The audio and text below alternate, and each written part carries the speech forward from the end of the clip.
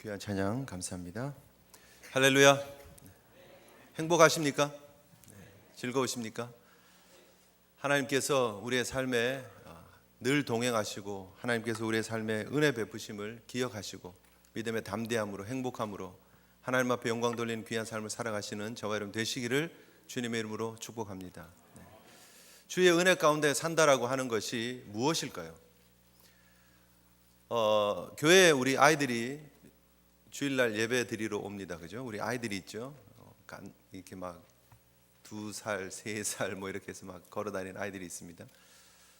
그 아이들에게 제가 사랑하는 마음으로 또 아이들이 저를 좋아해 주기를 바라는 마음으로 주머니에 사탕을 잔뜩 넣고 다니면서 아이들 볼 때마다 이리 와, 여기 사탕 있어 하고 사탕을 계속 주면 제가 인기가 있겠습니까, 없겠습니까? 엄청 있겠죠. 되게 아이들이 좋아하겠죠, 그죠? 근데 저는 사탕을 지금까지 주지 않았습니다. 왜 그랬겠습니까? 잠시 아이들에게 기쁨을 주기도 하고 입에 맛있는 걸 넣어주면 아이들이 좋아하겠죠.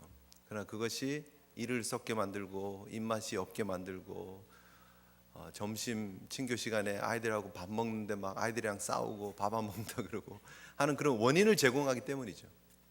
입에 잠시 달지만 그러나 그 사탕이 결코 그 아이에게 좋은 것이 되지 않는다는 거예요. 그런데 문제는 그 아이들은 그것을 한번 맛보고 나면 계속 그것을 원한다는 거죠. 단맛, 사탕 맛을 한번 맛보고 나면 계속해서 원합니다. 부모만 안 보면 부모가 뭐 사탕 안 돼 라고 얘기하지만 이게 떨어진 사탕을 보면 이게 사탕인 줄 알면 그냥 먹어버리죠. 왜요? 당장 입에 다니까. 그게 좋은지 나쁜지 잘 몰라요. 그냥 당장 입에 다니까 먹고 싶으니까 먹습니다. 그리고 잠시 즐거워합니다. 여러분, 우리가 신앙생활하면서 우리가 하나님의 역사에 대해서, 하나님의 은혜에 대해서, 하나님의 형통에 대해서 우리가 잘 정의하고 우리가 그것이 과연 무엇인지 잘 분별할 줄 알아야 합니다. 오늘 우리가 38장 창세기 대하 드라마가 쭉 진행되어지는 가운데 38장 유다의 그런 범죄한 모습, 유다의 죄악, 그 가정의 안타까운 모습들을 우리가 함께 살펴보면서 역시 하나님의 은혜 아니고는 우리가 하나님 앞에 설 수 없는, 우리 인류는, 우리 인생은, 저를 포함해서 우리 모두는 하나님의 은혜밖에 방법이 없구나 라는 사실을 우리가 함께 살펴보았습니다. 사실 쉽지 않은 본문이었습니다. 그런데 사실 솔직히 설교자로서 지난주보다 더 부담스러운 본문이 오늘 본문입니다. 39장 1절부터 6절까지의 말씀이 훨씬 더 힘들고 어렵고 부담스럽습니다. 왠 줄 아십니까? 여러분 설교 처음부터 끝까지 다 머릿속에 여러분들이 생각하고 여러분들이 만들어 놓고 여러분들이 정의해 놓은 설교가 다 있어요. 워낙 많이 들었고요. 설교 본문 이제 39장 가는구나. 이거는 내가 잘 알고 또 좋아하기도 하고 여러분, 그죠? 형통이 뭔지 목사님 이렇게 해서 이렇게 원투들이 탁 칠 거고 오늘은 조금 졸아도 되고 그러지 않습니까, 여러분? 39장 본문이 참 어렵습니다. 전하는 저도 준비하는 저도 참 어려웠습니다. 여러분, 오늘 본문을 통해서 우리가 과연 무엇을 보아야 하느냐는 거예요. 오늘 본문이 지금 무엇을 우리에게 가르쳐주고 있고 오늘 본문을 통해서 우리는 무엇을 도전받고 우리의 삶에 어떻게 적용을 해야 되느냐 하는 거예요. 요셉의 인생이 우리가 생각하지 못했던 방향으로 확 바뀌었습니다. 기차가 마치 탈선하듯이 요셉의 축복받은 인생, 행복한 인생, 아버지의 사랑받는 아들, 채색 옷을 입고 그냥 멋진 비싼 그런 장식들이 붙어있는 옷을 입었다, 그런 말이거든요.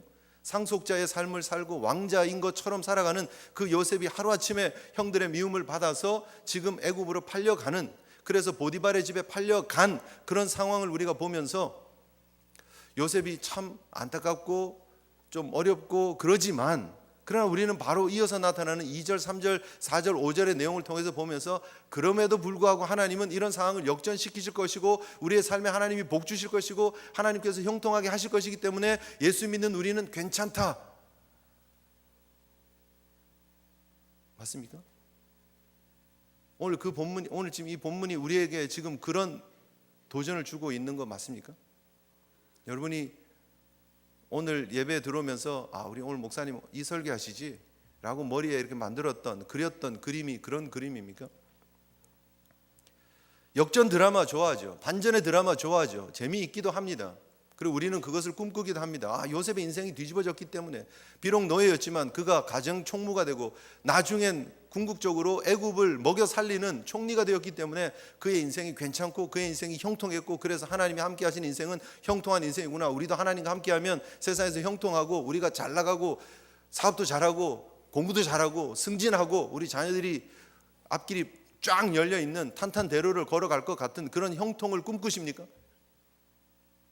오늘 본문이 왜 우리에게 관심을 주고 있습니까? 형통이라는 단어가 너무 많이 나와서 그 형통이 뭔가 우리가 생각하고 있는 것과 이렇게 잘 코드가 맞아 들어가는 것 같아서, 그래서 괜히 가슴이 쿵쾅쿵쾅 뛰고 여기에 성공의 비결이 있는 것 같고, 그래서 이 본문이 좋으십니까?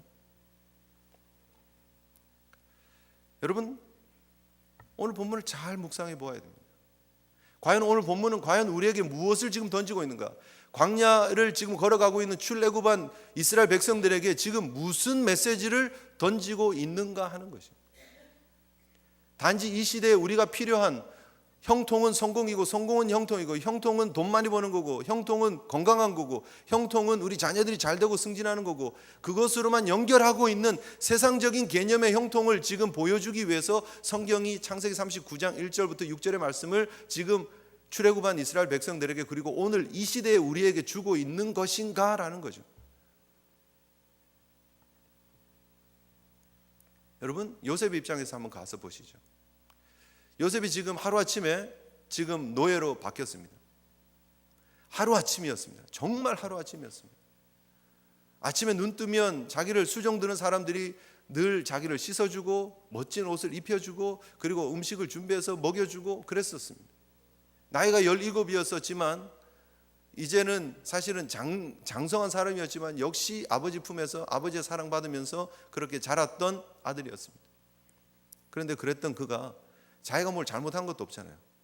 아버지 심부름 시킨 거 그거 순종해서 그냥 세겜 가라 그랬는데 세겜 갔다가 이 형들 찾기가 어려워서 도단까지 갔다가 끝까지 순종하려고 하다가 지금 억울하게 굴에 들어갔다가 그리고 지금 노예로 팔려가고 있는 상황입니다. 힘들죠, 사실. 너무너무 어려운 상황입니다. 정상적인 마인드를 가진 사람들은요, 우리 같으면은요, 이게 이런 상황을 그냥 쉽게 받아들이고 수긍할 수 있는 그런 상황이 아닙니다. 오늘 본문에 요셉이 거기 가서 보디발의 집에서 잘 살고 있는 이야기로 이렇게 나오지만 사실 이 사이에 수많은 이야기가 있었을 거야, 그렇게 우리가 생각할 수 있습니다. 포스트 트라우마틱 스트레스 디소더라는 거 있잖아요. 외상 후 스트레스 장애라는, 우리말이 좀 더 어려운데 외상 후 스트레스 장애라는 게 있잖아요, 여러분. 어떤 충격적인 일을 당하면 거기에서 벗어나지 못하고 그 상황에 딱 머물러 있는 사람들, 참 힘들죠. 안타깝고. 뭐 간단하게 얘기를 들면 어릴 때 이렇게 갑자기 동네에서 개가 한 마리, 미친 개가 한 마리 있어가지고 막 그 개가 막 쫓아와가지고 도망가다가 넘어져가지고 그냥 얼굴을 갈고 이가 2개 깨졌어요. 그 다음부터는 개만 보면 등에서 땀이 쭉 나고 막 가슴이 쿵쾅쿵쾅 뛰면 그게 트라우마죠, 그죠? 정신적 트라우마인데 정신적 빼고 일단은 그냥 트라우마 이러면 다 그 말인 줄 아니까 그게 정신적 트라우마가 돼요, 평생. 사업을 한번 하다가 이렇게 좀 실패를 했어요, 접었어요. 그러고 나면 그 트라우마가 있습니다. 다시 일어나는 게 되게 어렵대요. 한국의 부도 기업인 재기협회라는 게 있더라고요. 부도를 당한 기업인들이 다시 모여서 재기하는 그런 협회가 있는데요. 거기 통계에 의하면 부도를 당한 사람들 중에서 10명 중에서 다시 재기하고 성공하기 위해서 준비하는 사람이 몇 명 정도 될 것 같습니까? 1.9%. 아니 19%. 그러니까 10명 중에 한 2명이 채 안 됩니다. 나머지 8명은 뭐 하느냐? 6명쯤은 그냥 일일 노무자로 해가지고 그냥 소위 말하는 노가다 하면서 하루하루 그냥 근근히 버티고요. 그 나머지 한 2사람은 그냥 노숙인이 되든지 폐인이 되든지 술에 쩔어 살든지 그런데요. 한 80% 정도가 거의 재기는 생각도 안 하고 그냥 하루하루 버티면서 산대요. 왜요? 그 실패한 경험들이 그 트라우마로 남아있기 때문에, 그 마음을 누르기 때문에. 3일 전이었습니까?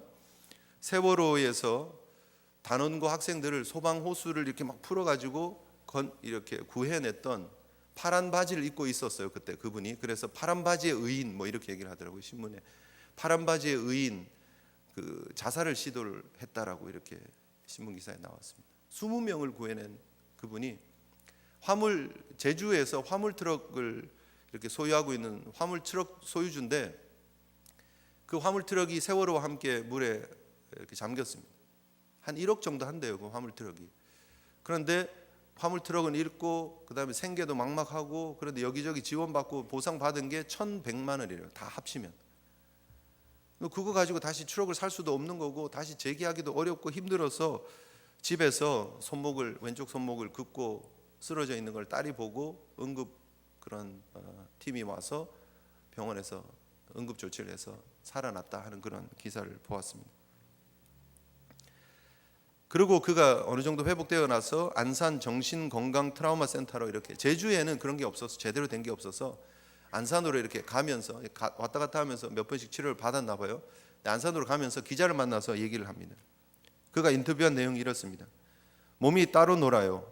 병원에 가서도 내 몸이 아닌 것 같아요. 중간에 좀 생략하고요. 국민들은 모든 일이 해결된 것으로 생각해요. 다 보상받고 해결됐는데 왜 그때 일을 못 잊느냐는 사람이 있어요. 주변에서 학생들을 보면 그 학생들이 생각나고, 창문을 보면 세월호 창문에 있는 아이들이 생각나는데 어떻게 그 일을 쉽게 잊겠어요?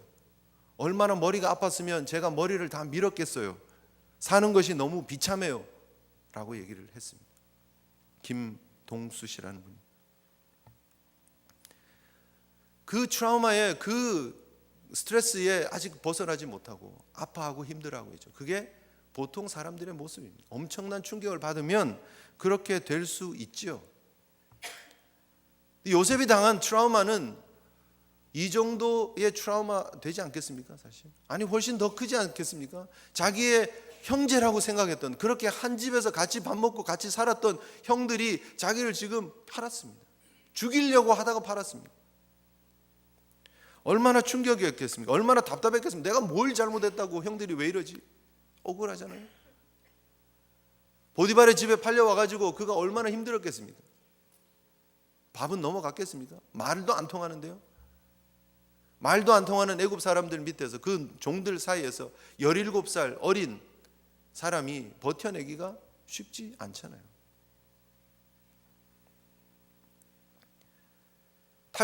그런데 탈출을 시도했다라는 말도 없고요. 아버지한테 어떻게 연통을 닿게 해가지고, 아버지 제가 여기서 지금 노예로 잡혀 있는데 빨리 돈 들고 와가지고 저 좀 구해주세요, 뭐 그런 노력도 안 보이고요. 오늘 본문을 보면 그냥 그 삶을 체념하고 받아들이고 그냥 거기서 살아가고 있는 것처럼 요셉의 모습이 그려지고 있습니다. 그런데 정말 중요한 것은 그 노예의 삶을 살아가고 있는 그 요셉의 인생을 하나님이 정리하시는데 뭐라고 얘기를 하느냐 하면 형통했다라는 거예요. 아멘이십니까? 네. 요셉의 그 삶이 형통했다라는 거예요. 여러분, 우리가 생각하는 형통을 지금 잠시 내려놓고 성경이 말하고 있는 형통이 무엇이냐? 여호와께서 요셉과 함께 하심으로 그가 형통한 자가 되어 그의 주인 애굽 사람의 집에 있으니 그의 주인이 여호와께서 그와 함께 하심을 보며 또 여호와께서 그의 범사에 형통하게 하심을 보았더라 예요. 요셉이 형통했대요. 성경은 결론적으로 요셉은 형통한 사람이래요. 근데 우리가 생각하는 거하고는 다른 상황인데 형통이래요. 요셉이 지금 노예잖아요. 그런데 형통이래요. 지금 오늘 설교 제목이 형통이 아니라 형통한 자가 되어야 합니다인데, 이거는 제목을 넣을 수 있는 칸이 좁아가지고 그렇게 해놓은 거예요. 원래 제목은 뭐냐? 세상적인 형통이 아니라 하나님이 인정하는 형통한 자가 되어야 합니다가 진짜 제목이에요. 다 못 써서 죄송합니다. 근데 여러분, 우리 머릿속에 있는 형통의 그림을 뽑으셔야 돼요. 이 성경을 보면서 우리는 우리 머릿속에서 정리되어진 형통을 그대로 적용하면서 요셉이 형통했구나. 왜요? 잘 되는 모습이 있으니까요. 가정 총무가 되었으니까요. 노예기는 노예였는데 그래도 주인으로부터 인정받는 노예지만 그래도 좀 자유가 주어진 것처럼 보이는 노예, 그래도 마음이 좀 편해진 노예. 그래서 형통입니까? 그래 봐야 노예 아닙니까, 여러분? 노예인데 형통이라는 거예요, 여러분. 이 사실을 잘 정리를 하셔야 됩니다. 분명히 지금 아침부터 저녁까지 주인 눈치 보면서 살아야 되는 이 삶임에도 불구하고 성경은 그를 형통하다라고 얘기를 합니다. 형통한 자가 되었다라고 얘기를 합니다. 왜입니까, 여러분? 잘 정리를 하세요. 그가 여러분, 우리가 생각하는 요셉의 형통은 우리의 머릿속에 뭐가 있느냐면 가정 총무 총리 대신 그래서 형통이에요. 그런데 요셉의 인생 전체가 성경은 형통이라고 얘기를 해요. 주인으로부터 조금 인정을 받았다고 해서 요셉의 샐러리가, 요셉의 연봉이 올라갔겠습니까?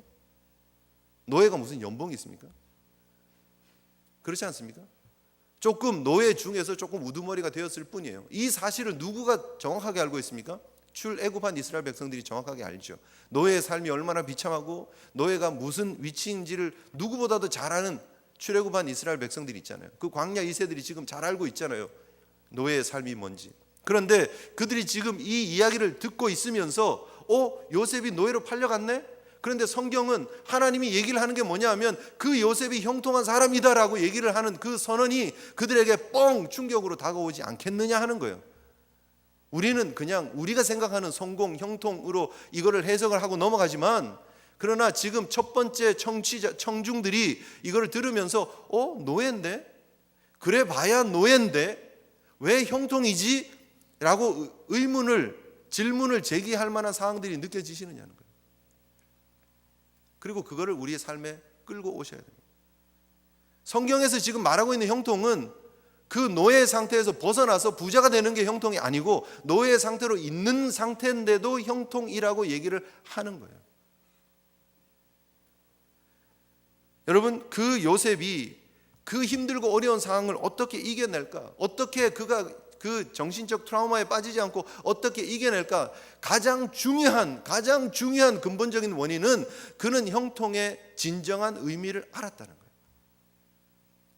내 삶의 성공이 무엇인지 알았다는 게 진짜 성공요. 세상이 말하는 성공 말고요. 진짜 하나님이 주신 성공, 진짜 하나님이 주신 형통이 무엇인지를 알았다는 거예요. 그래서 하나님이 함께하는 형통을 맛보는 요셉이 되었다라는 거예요, 여러분. 요셉은 자기가 눈으로 보고 있는 그 모든 것들을 빼앗겼지만 그러나 자기는 형통이라는 걸 알았어요. 적어도 어렴풋이, 정확하게는 지금 모르겠지만 어렴풋이 지금 하나님이 나와 함께하고 계시고 나를 통해 하나님이 이루어 가시는 일들이 있다는 걸 알았어요. 자, 여러분, 요셉이 꿈을 꾸었습니다. 여러분 아는 것처럼. 무슨 꿈을 꾸죠? 볕단들이 와서 자기 볕단에 절하는 꿈을 꾸었습니다. 별들과 해와 달이 자기에게 절하는 꿈을 꾸었습니다. 자기의 마음속에 그런 꿈을 기억하면서 뭘 생각했을까요, 지금 요셉이? 내가 언젠가는 높은 자리에 올라가고 지금 날 괴롭히고 지금 나를 팔았던 이 형들 두고 보자. 그때 가서 내가 그냥 단단히 혼내야지. 뭐 그렇게 생각했겠습니까? 요셉이 생각하는 그 꿈은요, 지금 자기가 지금 정확하게 뭔지 모르지만 야곱이 지금 마음에 새겨두고 있는 그 꿈은 이미 하나님이 아브라함에게 주시고 이삭에게 주시고 야곱에게 주신 하나님의 꿈이었습니다. 너의 후손을 통해서 모든 인류가 복을 받게 되겠다 하는 그 꿈이에요. 그 꿈을 지금 요셉은 적어도 정확하게 아버지를 통해서, 할아버지를 통해서 듣습니다. 지금 요셉이 17살에 형들에 의해서 지금 팔려갈 때 그때 집에 누가 계십니까? 야곱이 있었죠, 그죠? 야곱이 지금 그때 108세입니다. 그럼 이삭이 있었을까요, 없었을까요? 이삭이 있었죠. 이삭이 야곱하고 이삭하고 나이가 60세 차이가 납니다. 60. 그러니까 야곱이 108세 때 이삭은 168세죠. 맞습니까? 그리고 팔리고 난 다음에 이삭이 180세에 죽습니다. 요셉이 팔리고 나서 12년 동안 야곱과 이삭이 함께 있으면서 야곱을 위로를 해줬을 것입니다. 지금 자식을 잃은 그런 슬픈 감정을 이겨낼 수 있었던 것은 아마 이삭 때문이지 않았을까, 그죠? 아버지 요셉이 죽었어요. 그럼 막 위로하고 막 그랬을 거 아니에요. 그런데 그 야곱이 이삭에게 돌아오고 난 이후에 그 집에서 이삭이 요셉을 볼 때마다 무엇을 가르쳤을까 하는 거죠. 우리식으로 잘 잤니? 밥 먹어라. 공부 열심히 하고 자라. 뭐 그런 얘기만 했겠어요? 할아버지, 증조 할아버지 이야기부터 했을 거 아니에요. 그죠? 우리 증조 할아버지, 니네 증조 할아버지는 하나님께서 이렇게 부르셨다. 우리 집안은 이런 집안이다. 하나님께서 아브라함에게 이런 복을 주셨다. 어떤 복이요? 창세기 12장에서 주는 복. 너를 축복하는 자에게 축복하겠다는, 너를 저주하는 자에게 저주하겠다는, 하나님이 그 아브라함의 후손을 통해서 복을 주시겠다고 하는 하나님의 언약을 이삭이 가르쳐 줬을 거 아니에요. 이삭이 어떻게 태어났고 이삭의 인생 가운데 하나님이 어떻게 역사하셨을 것을 요셉에게 가르쳐 줬을 거 아니에요. 야곱도 그 일들을 자신의 인생 가운데 벌어졌던 하나님의 역사하심을 가르쳐 줬을 거 아니에요. 요셉이 적어도 그 꿈을 허황되게 받아들이고 적어도 내가 나중에 한 자리 하고 큰 소리 뻥뻥 칠 날이 올 거야, 그렇게 잘못 생각할 여지가 없어요. 왜요? 믿음의 가정에서 영적으로 신앙적으로 말씀 가운데 하나님의 언약을 받았기 때문에. 그래서 적어도 요셉이 지금 이 애굽에 팔려가는 그 중에 자기의 마음속에 이 와중에 하나님이 섭리하고 계신다는 사실을 인정하고 있었다는 거예요. 그래서 여러분, 이걸 누구보다도 잘 아는 요셉은 그 상황 가운데 함께 하시는, 그 상황 가운데 역사하시는 하나님을 믿었다라는 거예요. 그리고 성경은 그 사실을, 그 하나님의 언약을 믿고 걸어가는 요셉의 인생이 형통한 인생이다라고 얘기를 하는 거예요. 여러분, 우리가 아는 것처럼 나중에 창세기 45장 7절 8절에 보면 요셉이 요셉의 형들을 만납니다. 거기에서 요셉이 품고 있었던 마음이 무엇인지 정확하게 알 수 있는 표현이 나옵니다. 요셉이 형들에게 뭐라고 얘기합니까? 창세기 45장 7절에 하나님이 큰 구원으로 당신들의 생명을 보존하고 당신들의 후손을 세상에 두시려고 나를 당신보다 먼저 보내셨나니 그런즉 나를 이리로 보낸 이는 당신이 아니고 하나님이십니다 라고 얘기를 합니다. 아멘이십니까? 이게 요셉이 알고 있었던, 그래서 요셉을 형통하다라고 성경이 하나님이 얘기를 하고 있는 근본적인 이유예요. 요셉이 지금 이곳 애굽으로 왔지만 이것은 하나님의 구원 계획을 이루기 위해서 하나님이 섭리하시고 이끌어 가시는 과정이라는 거예요. 그 하나님의 역사를 위해서 쓰임 받는 삶이라면 그것이 비록 노예의 삶일지라도 형통이라는 거예요. 아멘이십니까? 우리가 생각하는 형통을 좀 뽑아내세요. 교회에 다니면 형통하고, 그 형통이 무슨 형통이에요? 하나님 나라를 위해서 일하고, 하나님 나라를 위해서 고난을 받을 수 있고, 하나님 나라를 위해서 핍박을 받을 수 있고, 하나님 나라를 위해서 배고플 수 있고, 하나님 나라를 위해서 내 처와 자식과 전토를 벌일 수 있고, 그게 진짜 형통이라는 거예요. 다 잘 되는 것만 생각하지 마세요. 다 복 받는 것만 생각하지 마세요. 그게 번영시에요. 그게 교회를 다 망쳐놓은 원인 아니겠습니까? 교회에 오면 잘 돼야 돼요. 잘못되면 뒷구멍으로 도망가고, IMF 때 사업이 망하고 명예퇴직 당하고 막 그러고 나서 교회 출석을 안 해요. 왜요? 하나님이 말하는 형통이 세상의 성공이라고 생각했기 때문에. 그런데 그게 안 맞아 들어가니까, 그 공식이 안 맞아 들어가니까 교회에 다닐 이유가 없는 거죠. 우리 이민자들이 꿈에도 소원은 성공 아니에요? 우리의 소원은 성공, 꿈에도 소원은 성공. 그래서 여러분 교회 다니십니까? 그 성공을 하나님이 이루어 주실 것 같아서 교회 다니십니까? 그런 형통이, 그런 성공이 우리가 말하는 성공이, 성경에서 말하고 있는 성공이 아니라는 거예요. 정확하게 알아야 됩니다. 나중에 요셉이 높아졌기 때문에 그것만 보고 쫓아가면 사탄 계속 보고 먹는 거하고 똑같은 거예요. 그게 아니라는 거죠, 성경이. 요셉이 형통한 사람이 되었어요. 하나님이 인정하는 형통한 사람이 되었어요. 그런데 그 자리는 노예로 고통당하며 하루하루를 섬기면서 살아가야 되는 자리가 형통의 자리예요. 그러나 그 자리가 하나님의 역사를 이루어가는 자리이기 때문에 형통한 자리예요. 그 사람이 형통한 자가 되는 거고요.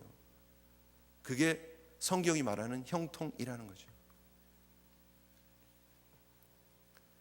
여러분, 우리가 생각하는 형통이 진짜 형통이면, 우리 머릿속에 막 은연중에 잠재되어 있는 형통이 진짜 형통이면요, 예수님은 불통한 사람이고 예수님은 깡통 인생이에요. 이 땅에 오셔서 십자가를 지고 망하신 분이에요.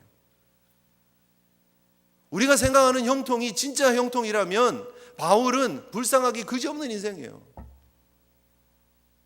대리석 기둥에 묶여가지고 목을 쳐가지고 목이 퉁퉁퉁 3번 떨어져서 죽는 그 순교의 삶을 살았던 바울은 비참한 인생이죠. 너희들이 십자가에 못 박은 그 예수가 메시아다라고 얘기를 했던 스데반이 돌에 맞아 죽었습니다. 그 인생이 깡통 인생 아닙니까? 우리 입장에서 보면, 우리가 생각하는 형통을 적용해 보면, 그러나 여러분, 그 예수님이, 바울이, 스데반이, 신라가 걸어갔던 그 걸음이 하나님의 역사를 위해서, 하나님 나라를 위해서 쓰임받는 삶이었기 때문에 그 삶이 의미 있고 값진 삶이고, 그래서 그 걸음들을 우리가 기억하고 우리도 믿음으로 그 걸음을 다짐하면서 걸어가는 거 아닙니까? 그러면 형통도 바꿔야죠. 형통도 바꿔야죠. 오늘날 지금 중동발 뉴스들이 날라옵니다. 캅틱 크리스찬들이 IS에 의해서 막 순교를 당합니다. 그런 뉴스들을 보면서 우리 무슨 생각해야 됩니까? 저 사람들은 예수를 믿어도 참 형통하지 않구나, 불쌍하다, 안 됐다 입니까?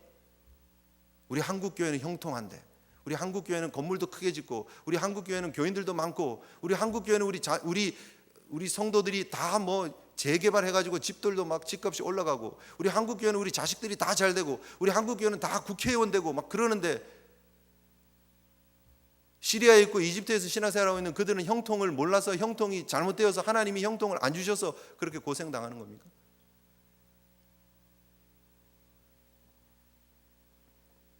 여러분, 사도 바울이 총독 베스도와 아그리빠 앞에서 했던 이야기를 잘 기억하셔야 됩니다. 사도행전 26장 28절부터 29절에 아그리빠가 바울에게 얘기를 합니다. 내가 적은 말로 나를 권해서 나를 그리스도인 만들려고 하는구나 라고 얘기할 때에 바울이 뭐라고 얘기를 합니까? 말이 적으나 많으나 당신뿐 아니라 오늘 내 말을 듣는 모든 사람도 다 이렇게 결박된 것 외에는 나와 같이 되기를 하나님께 원합니다 라고 얘기를 합니다. 나처럼 되었으면 좋겠다고. 나처럼. 그게 불행한 인생이고 그게 깡통의 인생이면 왜 바울이 그렇게 나처럼 되라고 얘기를 합니까? 하나님의 은혜를 알고 복음을 알고 나처럼 하나님 나라를 위해서 쓰임받는 인생이 되었으면 좋겠습니다라고 얘기를 하는 거 아닙니까? 오늘 저와 여러분들이 진짜 형통한 삶을 살기를 원하신다면 주님이 원하시는 자리에 가서 주님이 원하시는 일을 하면 그것이 형통인 줄 믿으시기를 바랍니다. 내가 아프던, 내가 가난하던, 내가 왕따 당하던, 내가 손해보던, 내가 억울하던 하나님이 맡기신 자리라면, 하나님의 나라를 위해서 쓰임받는 모습이라면 그것이 형통의 자리라는 사실을 기억하시기를 바랍니다. 왜요? 그곳에 하나님이 함께 하시기 때문입니다. 우리가 생각하는 형통의 자리에서는요, 하나님 만나기 어려워요. 솔직히 범죄하고 자고하고 시험에 빠져들고 쾌락에 빠져들고. 그럼 여러분, 하나님의 사랑하는 사람들에게, 저와 여러분들에게 힘들고 어려운 자리지만 하나님 앞에서 의미 있는 사명의 자리로 우리를 불러주시는 거예요. 요셉이 비록 애굽 보디발의 집에서 이게 조금 잘 되는 모습이 있기는 있죠. 밖에서 필드에서 일하는 노예가 아니고요, 지금 집 안에서 일을 해요. 그래도 좀 낫잖아요. 애굽이 얼마나 덥고 해가 막 쨍쨍쨍. 안에서 일하니까. 그리고 이게 집안에 이렇게 재산까지 이렇게 맡길 정도였으니까 아마 보디발이 이렇게 밖에 사업 투자하고 뭐 이런 것까지 다 아마 알아서 했을까. 보디발님 이거는 투자해도 될 것 같고 여기는 손을 떼시는 게 좋겠고 뭐 해서 아마 리턴이 많이 들어왔겠죠. 그래도 그 모든 이익은 다 누구 거예요? 결국은 다 보디발 거예요. 요셉이 잘 되고 요셉이 성공하고 연봉이 올라가고 인정받고 그게 아니에요, 여러분. 그러나 그 삶이, 그곳에서의 모습이 하나님이 그를 통해서 역사하시는 하나님의 구원을 이루어가는 삶이었기 때문에 의미 있고 값지고 형통한 인생이라는 거죠. 요셉의 인생이 왜 형통입니까? 그 삶 자체가 바로 예수 그리스도의 형통을 보여주는 삶이었기 때문입니다. 한 사람을 통해서 하나님이 구원하시려고 하는 그 구원의 계획을, 요셉이라고 하는 한 인생을 애굽으로 보내셔서 하나님이 그 구원의 계획을 완성시켜가는 과정 속에 쓰임받는 인생이었기 때문에 요셉이 형통한 인생이라는 거예요. 나중에 총리가 되건 안 되건 지금 하나님의 영광을 위해서 지금 애굽으로 보냄을 받고 지금 하루하루 그 길을 걸어가고 있기 때문에 형통이에요. 감옥에 들어가지만 형통이에요. 떡 굽는 자와 술 맡은 관원이 그를 잊어버렸지만 형통이에요. 하나님이 함께하는 하루하루이기 때문에 형통이라는 것이죠. 여러분, 그 형통을 오늘 이 시간 주님의 은혜로 눈뜨시고 받아들이시고 그 형통을 향해서 여러분 삶을 드리시기를 주님의 이름으로 축복합니다. 고난이 왜 올까? 고난은 피하면 피할수록 좋은 것. 물론 우리 인생이 다 그렇죠. 고난 좋아하는 사람 어디 있겠습니까? 힘들죠. 어렵죠. 그러나 그것이 주는 의미가 있다면 기꺼이 받아들이셔야 합니다. 공부하는 게 힘들죠. 재밌는 사람 어디 있습니까? 근데 공부하고 난 다음에 오는 결과를 보면 공부를 하죠. 운동하는 걸 좋아하는 사람 어디 있겠습니까? 다들 그냥 TV 드라마 보면서 양파링 먹는 거 좋아하겠죠. 누워서 가만히 있으면 옆구리 살이 붓겠죠. 그게 더 편하겠죠.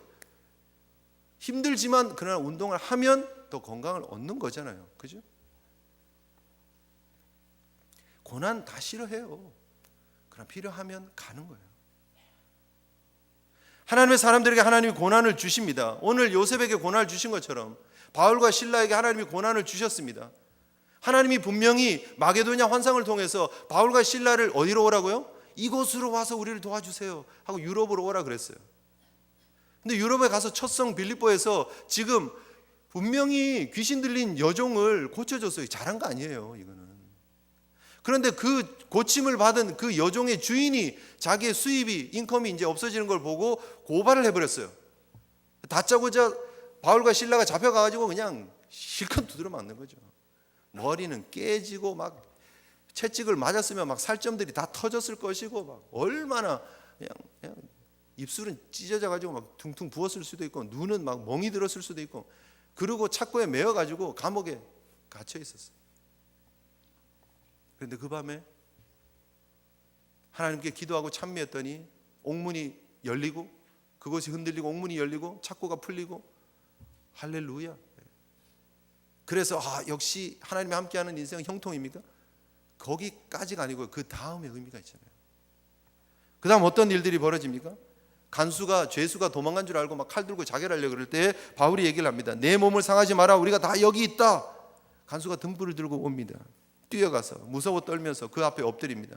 선생님, 내가 어떻게 해야 구원받을 수 있습니까? 이르되 주 예수를 믿으라. 그리하면 너와 내 집이 구원을 받으리라 하고 그 말씀을 그 사람과 그 집에 있는 모든 사람에게 전했어요. 그 밤 시간에 간수가 그의 맞은 자리를 다 닦아주고 온 가족이 세례를 받고 하나님을 믿고 크게 기뻐했다라는 거예요. 의미 있는 고난 아닙니까? 하나님께서 마게도냐로 오라 그러시고 실컷 맞게 하셨지만 그러나 그것이 하나님의 역사를 위해서 쓰임받는 삶 아닙니까? 그래서 바울과 실라는 형통한 삶인 줄 믿습니다. 물에 빠지기도 하고 매를 맞기도 하고 강의 위험을 당하기도 하고 강도의 위험을 당하기도 하고 힘들고 어려운 인생이었지만 그러나 바울이 실라가 걸어갔던 그 걸음은 행복한 형통한 걸음이었다라는 거죠. 고난의 의미를 잘 생각하셔야 돼요. 여러분, 우리가 어떠한 위치로 올라가 어떤 형통이 내가 되면 안 돼요. 성공이 내가 되면 안 돼요. 나는 성공한 사람이 되어야 돼요. 나는 형통한 사람이 되어야 돼요. 하나님이 인정하는 사람, 하나님이 동행하는 사람, 그 사람이 형통한 사람이에요. 그 사람이 가난할지라도 형통한 사람이에요. 손해를 볼지라도 형통한 사람이에요. 아플지라도 형통한 사람이에요. 그래서 내 몸에 정말 원치 않는 병이 있고 그것 때문에 사람들은 어떻게 해요? 그러지만 그 가운데 믿음의 담대함을 보여주고 그럼에도 불구하고 하나님이 나와 함께 하심을 보여주면서 하나님의 역사하심을 드러낸다면 그 삶이 형통한 삶인 줄 믿습니다. 내가 망했어요. 집사님 어떡해요? 장로님 어떡해요? 이제 지금 나이도 있고 다시 재기하기 어려울 텐데 옆에서 쯧쯧쯧 하고 있는데 그럼에도 불구하고 의연하게 담대하게 하나님이 나와 함께 하실 것이고 하나님께서 여기까지 인도해 주셨는데 이 과정을 통해서 하나님이 하실 일들이 있을 것입니다라고 담대하게 그 믿음을 드러낼 때 여러분 주변의 사람들이 하나님의 역사하심을 보지 않겠습니까? 그게 형통한 삶이 되는 줄 믿습니다. 조금 아프면 쉬쉬하고, 조금 아프면 문제 있다 그러고, 조금 문제 있으면 그냥 세상이 다 끝난 것처럼 우리가 잘못된 형통관을 집어넣어 놓으니까 그런 거예요. 예수 잘 믿는 사람 아플 수 있습니다. 예수 잘 믿는 사람 망할 수 있습니다. 예수 잘 믿는 자녀들도 시험 받을 수 있습니다. 어려움 당할 수 있습니다. 그러나 그 가운데 우리가 어떻게 하나님이 함께 하시는지를 드러낸다면 그 노예의 삶을 살아가는 요셉이 하나님의 함께 하심을 누구에게 보여줬다고요? 보디발에게 보여줬다는 거예요. 보디발이 누군데요? 하나님 믿는 사람 아니에요. 애굽의 잡신을 믿고 있는 그 보디발이, 이야, 이 요셉과 함께하는 하나님이 있구나, 진짜구나, 하나님의 영광을 보았다니까요. 보디발이 봤는데 요셉이 몰랐겠습니까? 하나님이 보디발에는 보여주고 요셉에게는 내가 하루 하나님 함께 하시는지 모르겠습니까? 요셉도 느꼈겠죠. 깨달았겠죠. 하나님이 날 이렇게 보내시더니 지금 여기서 나와 함께 하시는구나. 날 통해 역사하시는 하나님의 모습을 보면서 하루하루 가슴 뛰는 하나님과의 동행을 행복하게 살아가는 거예요. 그래서 요셉이 행복한 사람이에요. 여러분, 우리가 내 삶의 형편은 여전할지라도, 똑같을지라도 내 속에 함께 하시며 역사하시는 하나님의 은혜를 동행하시며 힘주시고 하나님께서 은혜 주시고 내 삶의 이유를 보여주시는 그 하나님 때문에 행복하시고 형통하신 주의 종들 되시기를 주님의 이름으로 축복합니다. 네. 이게 진짜예요. 이게 진짜예요. 제가 여러분들 기분 좋게 설탕 잔뜩 들은 사탕 여기서 막 이렇게 드릴 수 있어요. 조금만 참으십시오. 하나님 형통하게 할 것입니다. 조금 있으면 가정 총무 될 거고, 조금 있으면 총리 대신 될 거고, 총리가 될 거고, 여러분 걱정 마십시오. 우리는 다 잘 돼야 됩니다. 걱정 마십시오. 아프면 안 됩니다. 감기 귀신 물러가라 그러면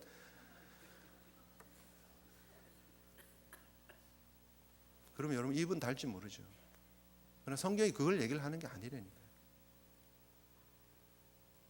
하나님의 구원이 어떻게 완성되어져 가는지, 하나님께서 아브라함을 어떻게 부르셨고 하나님께서 그 아브라함을 통해서 어떻게 하나님의 구원을 완성시켜 가는지를 보여주고 있는 그림이에요.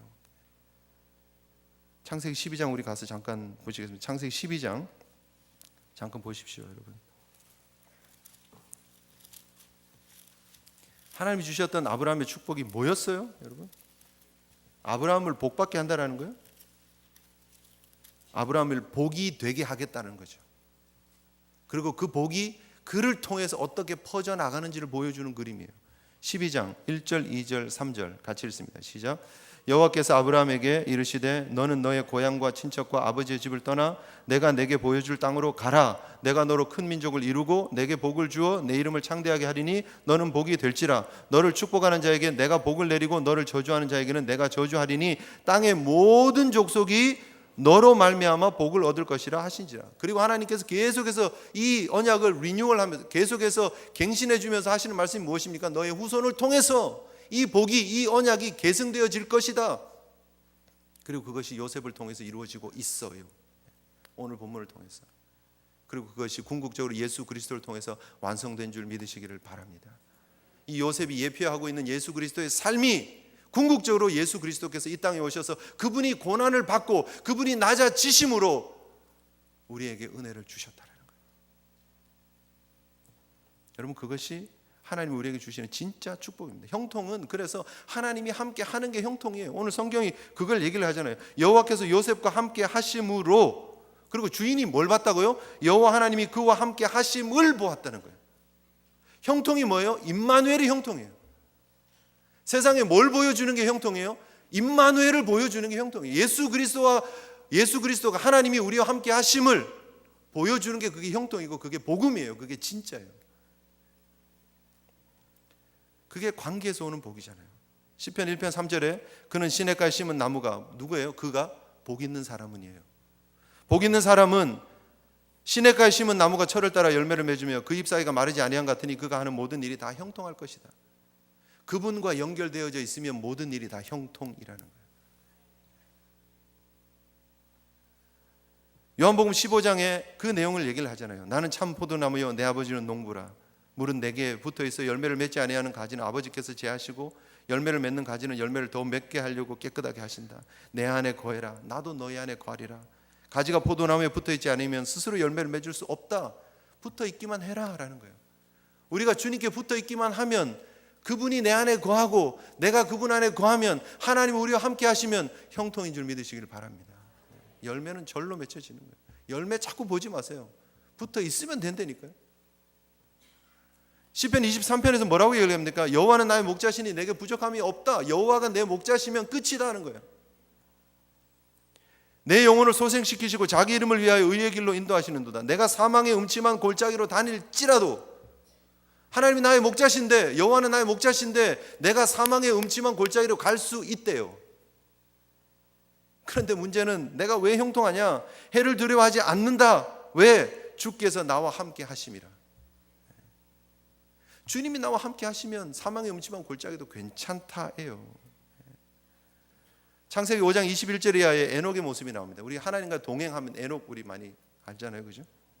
그가 무드셀라를 낳고 하나님과 동행하며 자녀들을 낳았고 365세를 살았습니다. 에녹이 하나님과 동행하더니 하나님이 그를 데려가심으로 세상에 있지 아니하더라 라고 끝납니다. 그런데 그의 인생을 히브리서 기자는 이렇게 표현합니다. 히브리서 11장 5절에 믿음으로 에녹은 죽음을 보지 않고 옮겨졌으니 하나님이 그를 옮기심으로 다시 보이지 아니하였느니라. 그는 옮겨지기 전에 하나님을 기쁘시게 하는 자라 하는 증거를 받았느니라. 하나님을 기쁘시게 했대요. 하나님과 동행하면서 살았더니, 하나님과 동행하면서 자녀 낳은 것밖에 없는데 그것이 하나님이 기쁘시게 하는, 하나님을 기쁘시게 하는 삶이었다라는 것이죠. 하나님 우리와 함께하는 것, 그게 우리가 누릴 수 있는 최고의 형통임을 기억하시기를 바랍니다. 그리고 저와 여러분들은 이미 그 복을 누리고 있는 사람입니다. 예수 그리스도께서, 임마누엘 하나님께서 우리 가운데 거하고 계시기 때문입니다. 그분이 우리의 주인 되세요. 그분이 우리와 함께 하세요. 그분이 우리를 하나님의 사람으로 부르셨어요. 그분이 우리를 하나님의 자녀로 부르셨어요. 그분이 우리를 하나님의 사명자로 부르셨어요. 그리고 오늘도 우리와 동행하시면서 우리의 걸음걸음을 인도하세요. 그 길이 비록 사망의 음침한 골짜기일지라도 주님이 함께 하심을, 임마누엘 예수님께서 우리와 함께 하심을 믿고 담대하게 확신 있게 믿음으로 전진하시기를 주님의 이름으로 축복합니다. 그리고 세상에 좀 보여주세요. 형통을, 진짜 형통을. 보디발이 보고 깜짝 놀랄 정도로, 내 모든 삶을 내가 너에게 위탁한다, 맡긴다라고 말할 수 있을 정도로 세상에 좀 보여주시고 도전을 하세요. 교회가 세상을 향해서 보여줘야 될 게 무엇입니까? 막 큰 거 지어놓고 막 큰 소리 치고, 많은 일을 한다고 큰 소리 치고, 우리 버짓이 얼마라고 큰 소리 치고, 그게 아니잖아요. 하나님이 우리와 함께 하심을, 임마누엘 예수 그리스도를 드러내고 전하는 거예요. 우리의 삶에 그리 아니하실지라도, 불무불 앞에서 그리 아니하실지라도 하나님의 영광을 드러내는 삶, 그게 형통의 삶이라는 것이죠. 오늘도 여러분 너무나 계산적으로 주판을 튕기면서 이게 나에게 도움이 될까 안 될까, 그런 신앙생활하고 있지 않습니까? 잘못된 형통의 개념을 머릿속에 집어넣고 계속해서 하나님 나에게 지금 복 주고 계신가 안 주고 계신가, 나를 사랑하나 안 사랑하나, 사랑하나 안 사랑하나. 하나님 여러분 사랑하신다니까요. 하나님 여러분들에게 십자가의 은혜를 통해서 임마누엘의 축복을 이미 주셨다니까요. 그리고 여러분 살아가는 이 삶은 늘 매일매일 행복이에요. 불행 끝, 행복 시작이에요. 그리고 매일매일 행복해야 돼요. 비록 매상이 떨어지지만 행복해야 되는 거예요. 비록 직장에서 좀 힘들지만 그래도 행복해야 되는 거예요. 비록 우리 건강이 좋지 않아도 행복해야 되는 거예요. 왜요? 하나님이 우리와 함께 하시기 때문입니다. 그게 진짜 행복. 그런 행복한 자가 되시기를 주님의 이름으로 축복합니다. 여러분, 오늘 이 예배 후에 여러분 삶의 현장이 여러분 주변에 있는 보디발에게 하나님의 역사하심을, 하나님의 임재하심을 보여주시는 도전이 있는 삶이 되시기를 주님의 이름으로 축복합니다. 돈 많이 벌어서 도전 안 시켜도 됩니다. 여러분이 무슨 람보가 돼가지고 막 건강 가지고 세상 도전 안 해도 됩니다. 여러분의 상처 있는 모습 그대로, 아픈 모습 그대로, 넘어진 그 자리에서 주님 사랑하는 마음으로 임마누엘 예수님 붙잡고 꾸준히 꿋꿋이 이겨 나가시면 주변의 모든 사람들이 하나님의 은혜를, 하나님의 영광을 보게 될 줄 믿습니다. 우리가 지금 이제 선교해야 됩니다. 그죠? 멕시코로 선교 나가야 됩니다. 선교가 뭡니까? 전도가 뭡니까, 여러분? 교회 와, 복 받아. 교회 와, 잘 될 거야. 그거 전하지 마시고, 그럼에도 불구하고 나와 함께 하시는, 그럼에도 불구하고 여전히 내 인생의 주인 되셔서 나를 이끌어 가시는 그 주님을 드러내시고 전하실 때 전도가 되고 선교가 될 줄 믿습니다. 우리 함께 하나님 앞에 우리 삶을 돌아보면서 함께 기도하는 시간 가졌으면 좋겠습니다.